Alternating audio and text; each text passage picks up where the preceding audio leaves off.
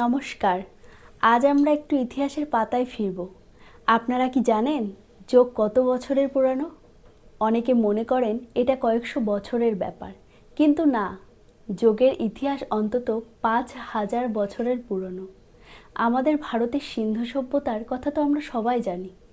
সেখানে পশুপতি শিবের এমন সব শিলমোহর পাওয়া গেছে যা যোগাসনের মুদ্রায় বসা। তার মানে সেই আমলেও মানুষ যোগ জানত। এরপর আসে বৈদিক যুগে। আমাদের প্রাচীন গ্রন্থ ঋগ্বেদ এবং উপনিষদেও যোগের কথা বলা আছে। সেই সময় ঋষিরা ধ্যানের মাধ্যমে সত্য খুঁজতেন। তারপর এলো মহাকাব্য যুগ। মহাভারত বা রামায়ণেও যোগের প্রচুর উল্লেখ আছে। বিশেষ করে শ্রীমদ্ ভগবদ্ গীতার যোগের ৩টি প্রধান পথের কথা বলা হয়েছে: জ্ঞান যোগ, ভক্তি যোগ এবং কর্মযোগ। প্রায় ২,০০০ বছর আগে মহর্ষি পতঞ্জলি এই ছড়িয়ে থাকা জ্ঞানগুলোকে এক জায়গায় করলেন। তিনি লিখলেন যোগসূত্র, যা আজও যোগের সবচেয়ে বড় ব্যাকরণ হিসাবে পরিচিত।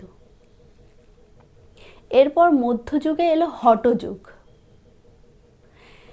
সেখানে শরীরের ওপর জোর দেওয়া হলো যাতে শরীরকে সুস্থ রেখে দীর্ঘক্ষণ ধরে ধ্যান করা। এই সময়ের বিখ্যাত বই হঠযোগ প্রদীপিকা বা ঘেরনু সংহিতা। আর আজ দেখুন, স্বামী বিবেকানন্দর হাত ধরে যোগ সারা বিশ্বে পৌঁছে গেছে। এখন ২১শে জুনও আন্তর্জাতিক যোগ দিবস হিসাবে পালন হয়। এটা আমাদের ভারতের সম্পদ, আমাদের গর্ব।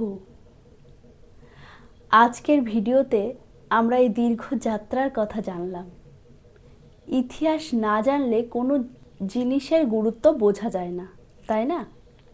১০০০ বছর ধরে যোগের পদ্ধতি বদলালেও এর মূল উদ্দেশ্য কিন্তু একই আছে: শান্তি আর সুস্বাস্থ্য।